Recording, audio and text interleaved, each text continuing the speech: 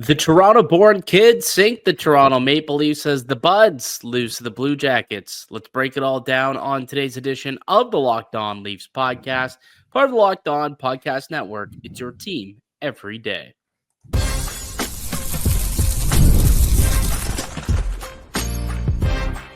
Your Locked On Maple Leafs, your daily podcast on the Toronto Maple Leafs. Part of the Locked On Podcast Network. Your team every day.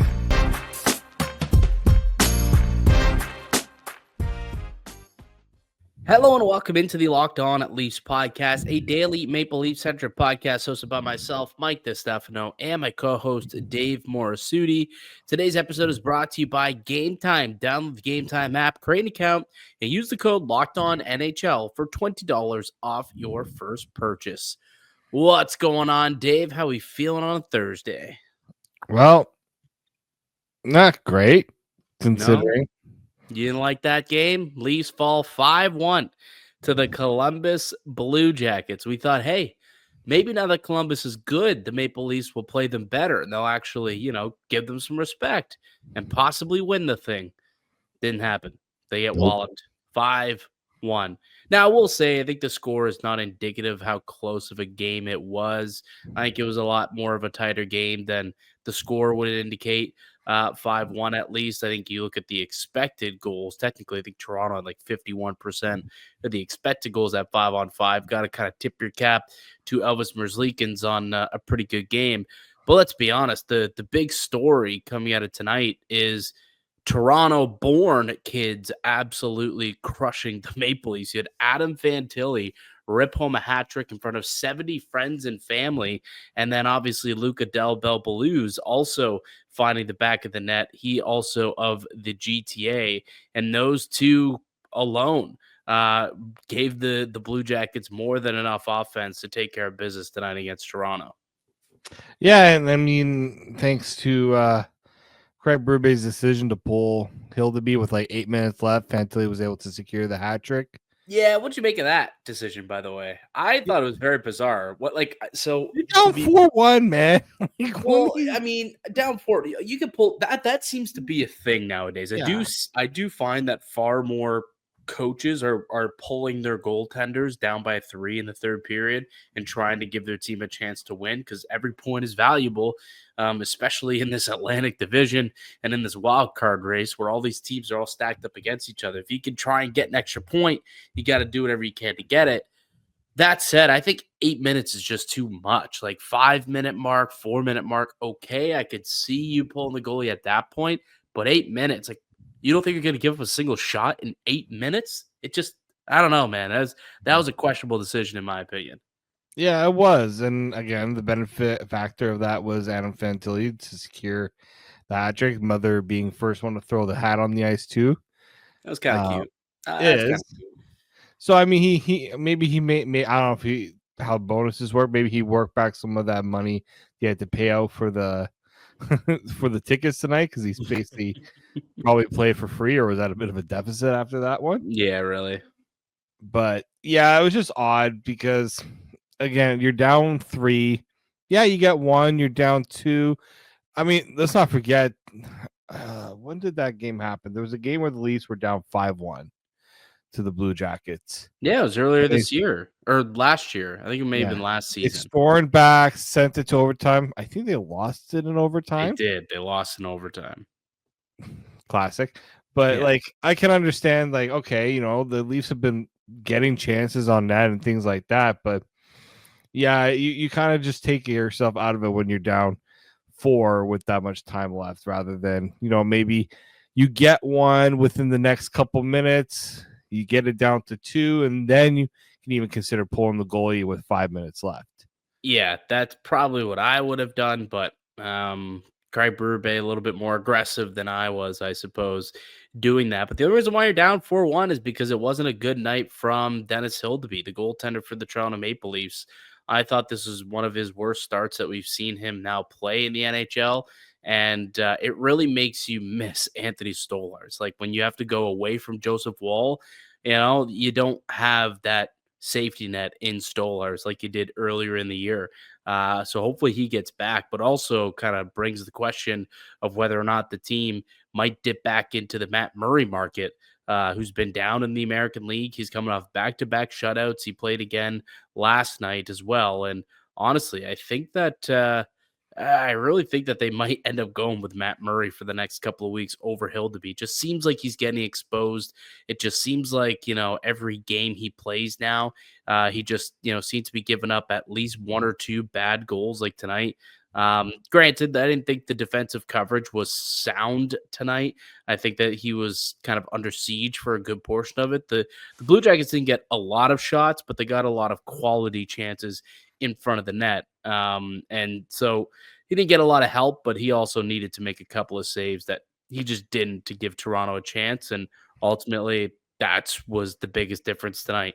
The goalie on the other side was far better than the goalie in Toronto's pipes. Well, yeah, it's like the first goal. The Leafs had been pushing. They are out chancing the Blue Jackets, and then they come down the ice. And I understand people have been giving the defense a real hard time, but that's one, like, it's not a tough shot. It's not a high danger chance. You're 6'7" goaltender. You get beat like that. It's like it's been a little too. There's been a little too many instances like that with Hildeby. Now, the other goals, definitely a little more under siege. I felt like he maybe wasn't as settled in the net, and it got a little chaotic in front of him, but the defending in front of him wasn't great either. But yeah, I just think that he's looking a little overwhelmed right now. And look, this is a goalie that they have believe that has a bright future. I don't think you condemn a guy after just, a few moments here. And this was not an easy game for him. So no, you got to give him a chance to regain his game. And unfortunately, he's not going to be able to do that up in the NHL. Well, let's take a look at the heat map here, Dave. Like up on Natural Stat Trick. The heat map for Toronto and for the Blue Jackets, look how beat blue it is right in front of the net. Yeah. Right in front of the net. All three goals, bang, bang, bang, on 5-on-5 are right there in front of the net. Basically, all four of the goals that got scored on Hildeby, all right there in the inner slot. Right there, right hash marks down, right in that trapezoid, right where you go to the net to score goals. So it was difficult, the ones that they did score, and they kept peppering him in tight. Toronto, they did a decent job too, getting some shots in there, and eventually they did bang away and score one. Austin Matthews kept his goal streak going. That's now 5 in a row, I think, for Austin Matthews, that he scored a goal, and 9 goals in 9 games since returning from that back injury that he had re-aggravated. So he looks like he's healthy and playing some excellent hockey once again. But overall, Toronto didn't get great goaltending. The defensive zone coverage, a couple of times, there was a second, third opportunity, and Toronto didn't do a good enough job boxing out the opposition. And Fantilli's able to pick up a loose puck and put it into the back of the net. And Del Bell Blues goes to the net, and he's able to score an easy goal in tight. And who's the other goal that I'm thinking of? JVR ends up picking up a goal and puts it, roofs it. So, Toronto, not a sound night for them defensively. I thought offensively they showed a little bit more jump, especially early on in the game, but got to tip your cap to the goalie on the other side, and that was the big difference between the game, right? The goalie for Columbus played a lot better than the goaltender in Toronto. Something else we saw tonight, little Ryan Reaves tilt. In this economy, Ryan Reaves getting into a fight for the first time this season. Can you believe that it's January 22nd and it's the first time that we've seen Revo drop the mitts? That's insane. Like, how has it taken this long for him to find a taker for a fight? Man, he must have had to pay Matthew Olivier to fight him tonight, because no one's the one to fight him. It was a good tilt, though. Like, that was a really good fight. I've seen a lot of people on Twitter saying that might be fight of the year worthy candidate. It was in a lot of ways, because it looked like it was going to end a little early when Revo went down, but he came back up and they were trading. And then somebody's like, well, they didn't really hit on a lot of those exchanges. But if any of those haymakers would have hit, that fight would have been over a lot earlier. Like they were putting themselves in position to not get just absolutely knocked out because they were going all out in that. Like the way that they were trading him. I think Olivier is a little bigger than Reaves, just to look like the size. There wasn't too much of big boys. That's a heavyweight tilt. That's your classic heavyweight tilt. I don't recall the last time seeing, like we've obviously seen Reaves fight, but I don't know if I've seen him have a fight like that in quite a bit. It's been a while. I mean, it's the first time we've seen it this year. I guess last year he had that tilt with Matt Rempe. You know, he fought Arbor Jack guy on opening night last year. So like last season, he was getting into the mix quite a bit. Hasn't been the case this year. And I wonder, you know, if we'll see him try and get going with the fisticuffs a little more to try and get the team rocking and rolling. But yeah, really good fight to, you know, and the team started out well, right? You're on home ice, you have a fight, you get the crowd into it, and then the team ended up, I think they're out shooting Columbus early, like 6 or 7-1. And then next thing you know, they give up a late goal and a couple late goals, and, you know, Toronto finds themselves trailing in the game after kind of controlling a little bit of that period. But nonetheless, they lose the game 5-1. They also lost Matthew Knies in this game. We'll update you on his status on the other side. We'll also get to the good, the bad, the ugly, and the wild race for the wild card is ensuing. And a loss to Columbus gives the Blue Jackets a much better chance at making the playoffs. They are now currently in the first wild card spot, which means if the playoffs started today, Dave, it'd be Leafs, Blue Jackets in a 7-game series. Boy, oh boy, that would be wild. We'll continue to talk about the wild card race, and we'll continue to break down the loss on the other side. I'm Mike DiStefano with Dave Morassutti. You're listening to the Locked On Leafs podcast, part of the Locked On Podcast Network. It's your team every day. Today's episode is brought to you by FanDuel. From the first whistle to the final drive, FanDuel makes NFL playoffs even more exciting. Right now, new customers can bet $5 and get $300 in bonus bets if you win your first bet. That's $300 in bonus bets to keep the action going. The FanDuel app is easy to navigate, and the variety of bets keep every game exciting. Plus, when you win, you get paid instantly. No waiting around for your winnings. Whether you're betting on your favorite team or just looking to add some extra excitement to the playoffs, FanDuel has you covered. Just visit FanDuel.com to join today and get started with $300 in bonus bets. That's FanDuel.com. Make the playoff season unforgettable with FanDuel, an official sportsbook partner of the Locked On Network. The Locked On Leafs podcast continues. I'm Mike DiStefano with Dave Morassutti. With me each and every weekday, Monday through Friday, free and available wherever you get a podcast, and also up on YouTube. Just look up the Locked On Leafs podcast, hit subscribe, and get new podcasts delivered to you each and every weekday. And hit the little notification bell as well, so you know exactly when new episodes drop. But reacting to the Maple Leafs 5-1 loss to the Columbus Blue Jackets, and with the loss, it actually puts Columbus in the driver's seat in the wild card race, which is insane. There's like 6 teams separated by 2 points in the wild card race right now. A win really puts you in the driver's seat, and the loss can, you know, kind of make you fall out of it, similar to what we've seen tonight with Boston. But you know, I thought that the Columbus Blue Jackets deserved 2 points tonight. They certainly did. And as we do after each and every Maple Leafs loss, we go through the good, the bad, and the ugly of the game. We'll start with the positives, Dave. Start with the positives. What'd you like about tonight's game? What was good? I thought they were doing a good job just getting opportunities on net. You know, this wasn't a game where the offense didn't show up. It's just there was a lot of bounces that didn't go their way. You know, the one with Max Domi where it literally goes through Merzlikins and somehow doesn't hit the net. So like things like that.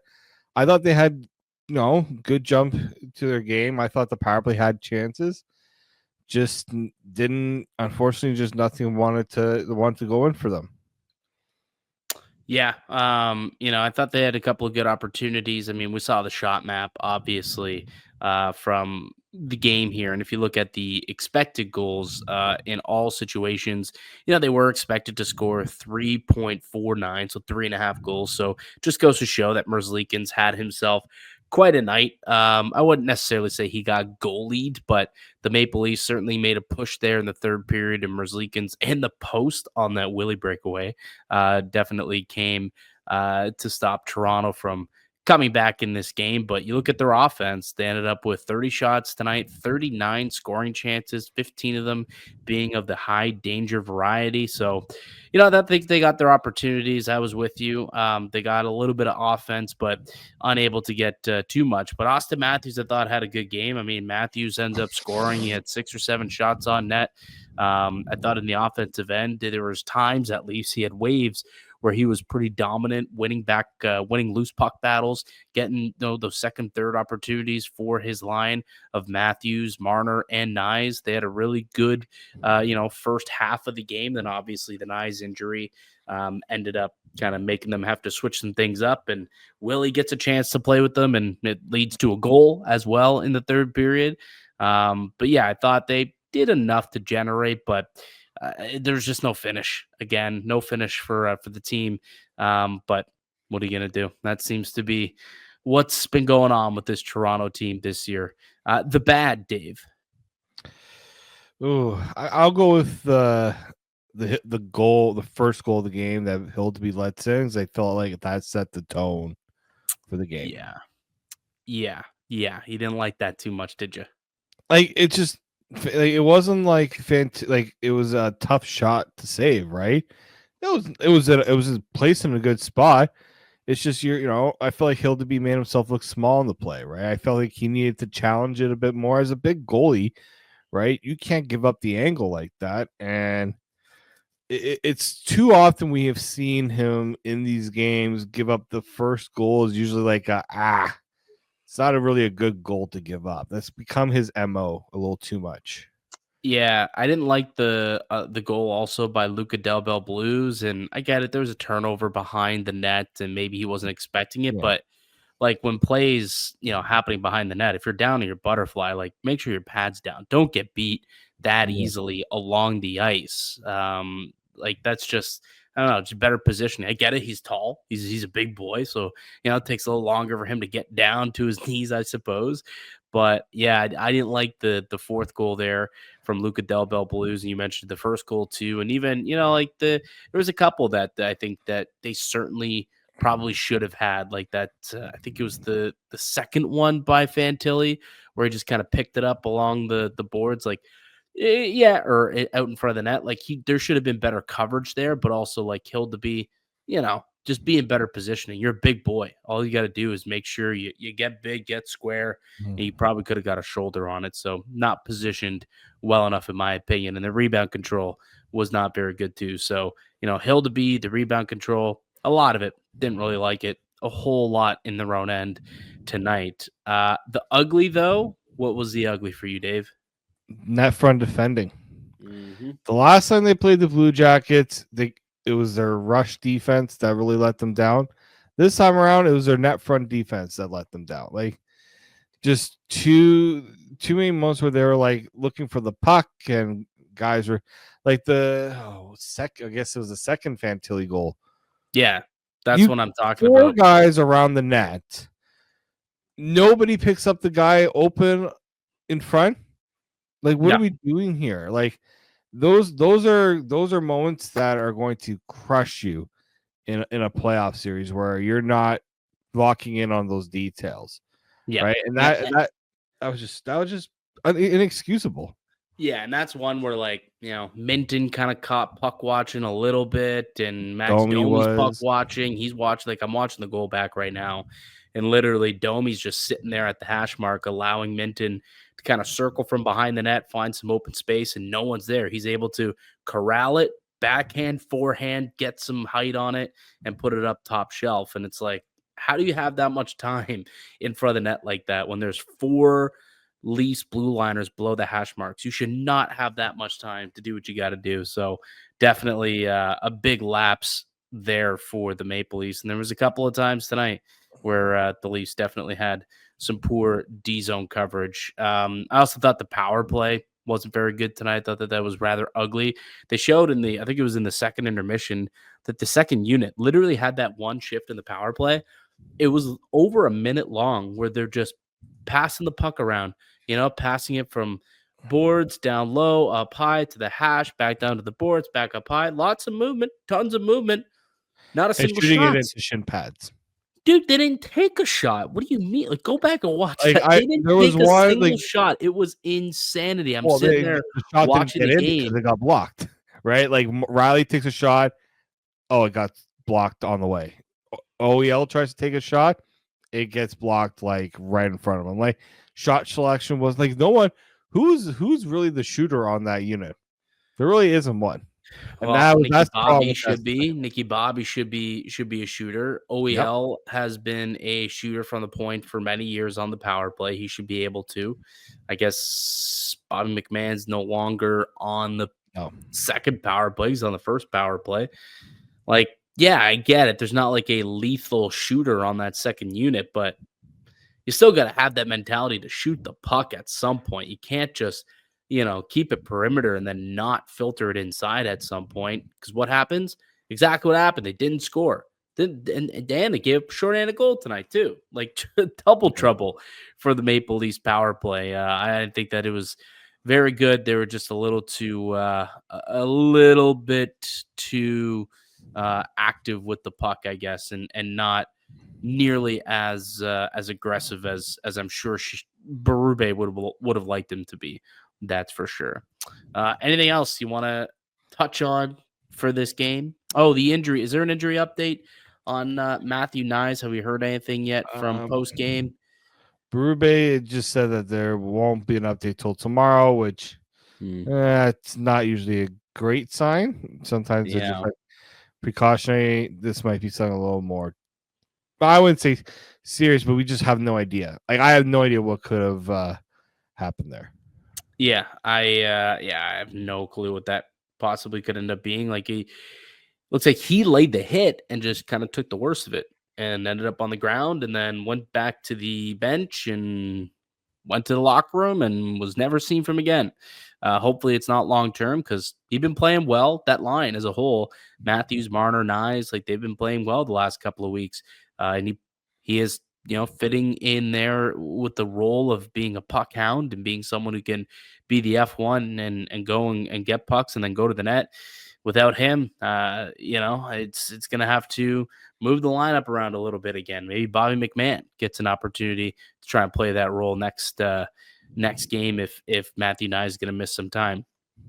I think that's about everything that I had written down here. The funny of the game when Matthews picked up Elvis stick, Merzlikins goal stick, and he's sitting there trying to play with the goal stick. I'm like, can you do that? I don't know if he can pick up a goalie stick and start to play with it. I honestly don't know because he dropped it right away. And so, like, I think it might not be allowed to use the goalie stick and actually make a play with it. Yeah. It's interesting. Never thought I would see a player do that. I don't know if Austin Matthews really actually, he did speak about it. He took my stick out of my hand, so I saw his stick and decided to play with his for a second. I mean, I don't know. I got to read the rule book, I guess.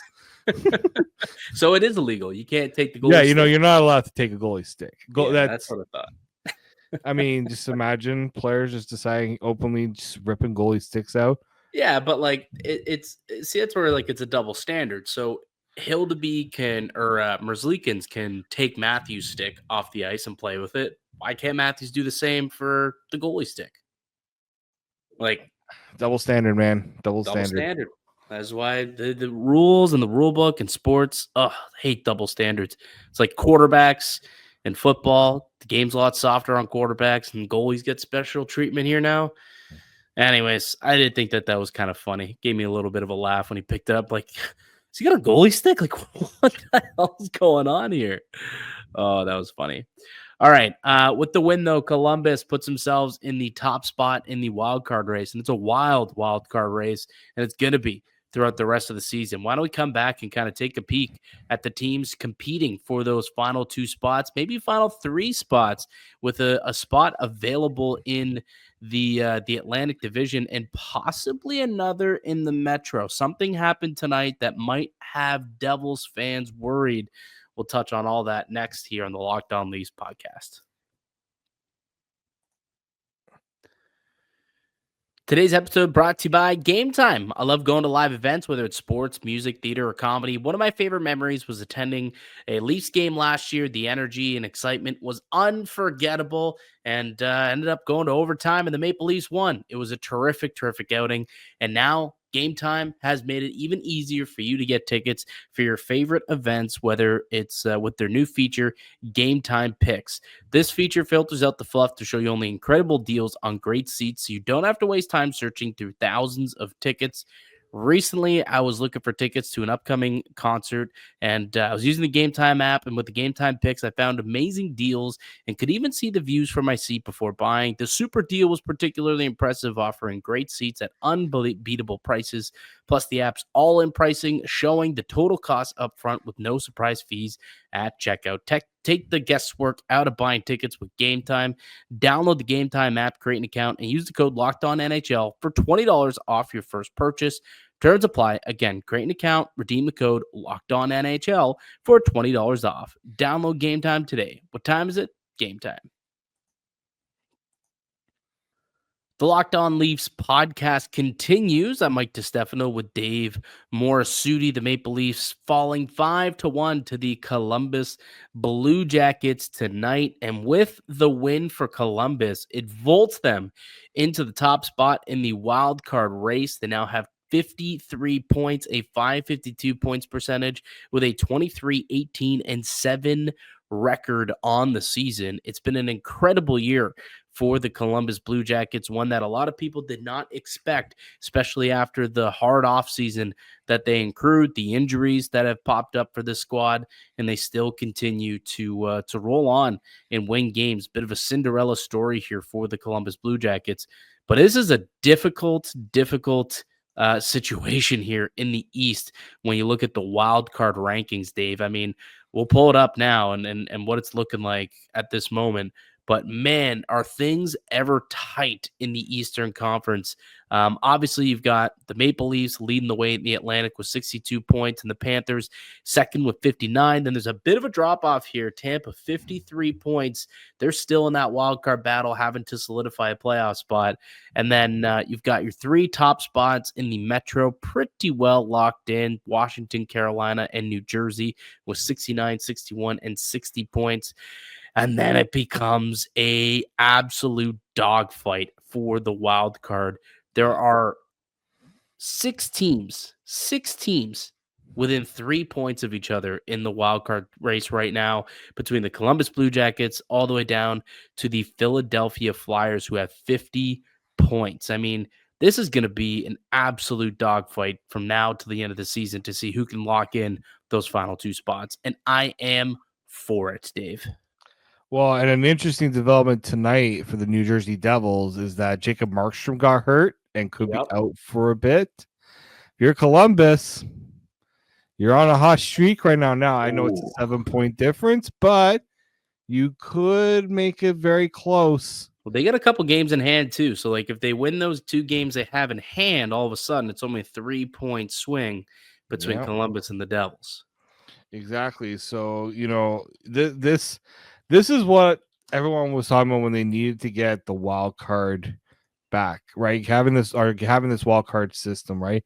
Where, you know, it allows more teams to really start competing for that final playoff spot. And so, like, you look at it, and I know in the Leafs lens, you're squarely looking at who's number 1, right? Because at this rate, Washington's got a pretty good lead up in the Eastern Conference, so they'll get the choice of the second wild card team. Even then, it's just like they're all pretty decent matchups. I think, like, out of all of them right now, if you were to ask me, the Blue Jackets are the one team I don't want to face.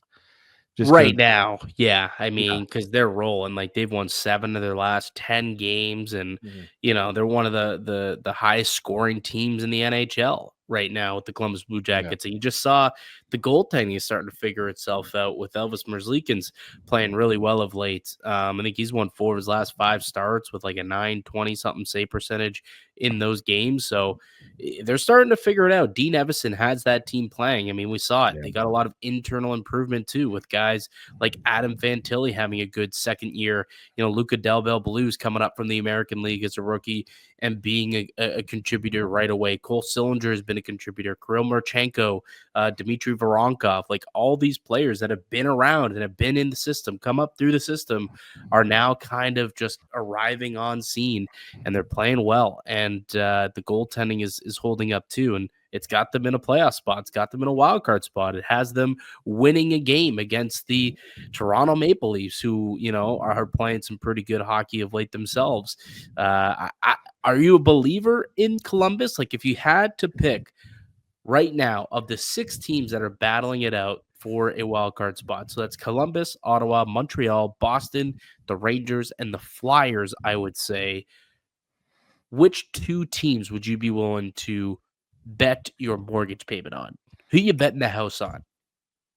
Well, that's that. Now when you lay it out that way, that makes it a little different. I'm not totally ready yet on the Blue Jackets, just because they have given up a lot of goals. Like, out of all the teams right now, other than like Montreal and Boston, like, they've allowed a lot of goals against this year. Now, the goaltending has gone better, and obviously they're outscoring a lot of those defensive deficiencies that they've had.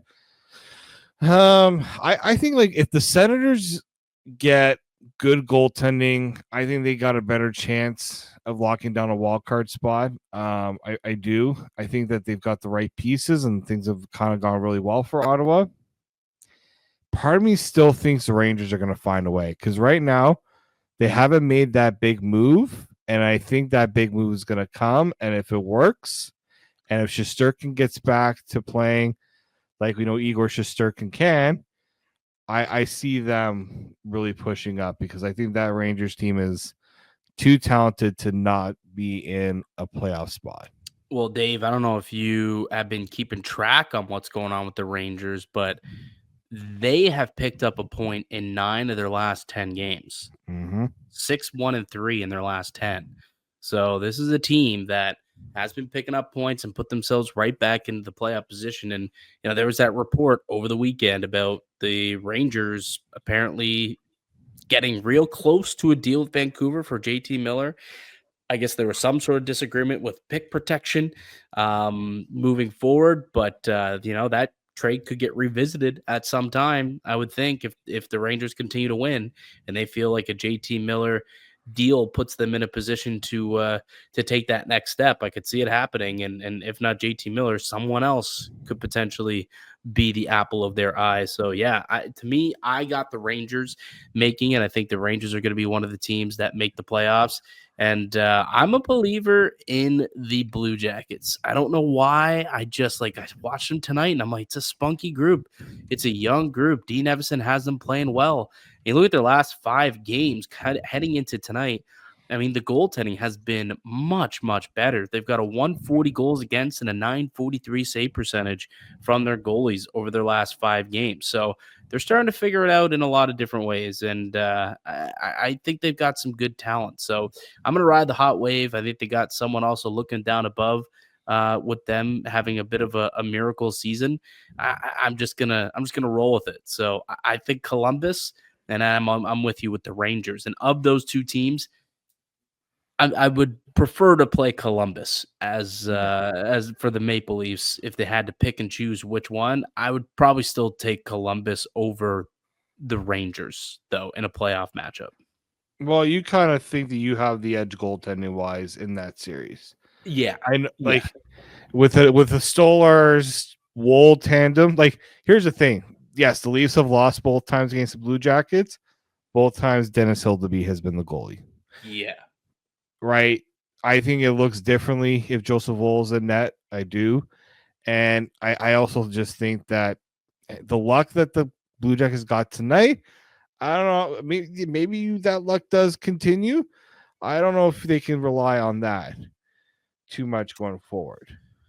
Yeah, I mean, look, the Leafs are going to get their chances, and eventually they're going to see some goals start to go in a little bit more often, right? William Nylander has not been in the business of ringing breakaway shots off the post lately. As Like soon he as did that happened, tonight. I said, "Yeah, no, this game's complete, Just not fait their night. accompli." Not their night. Not their Yeah. night. The bounces are all going Columbus's way, and that's how a close game that's pretty well balanced, I would say, ends up in a lopsided 5-1 finish. I would say the score not quite indicative of the evenness of play tonight, but you get a couple bounces that go one team's way and a couple that don't the other team. That's how you get the score we saw. So but yeah, that'll do it for us here today on the podcast. I'd like to thank you all for listening and supporting the show. You can subscribe to the Locked On Leafs podcast on all platforms and receive daily Leafs content. Follow myself on Twitter at Mickey_Canuck. Follow Dave at D_Morassutti, and follow the show as well at Locked On Leafs. We'll be back with another episode for you guys tomorrow. But until then, keep it locked right here on Locked On Leafs.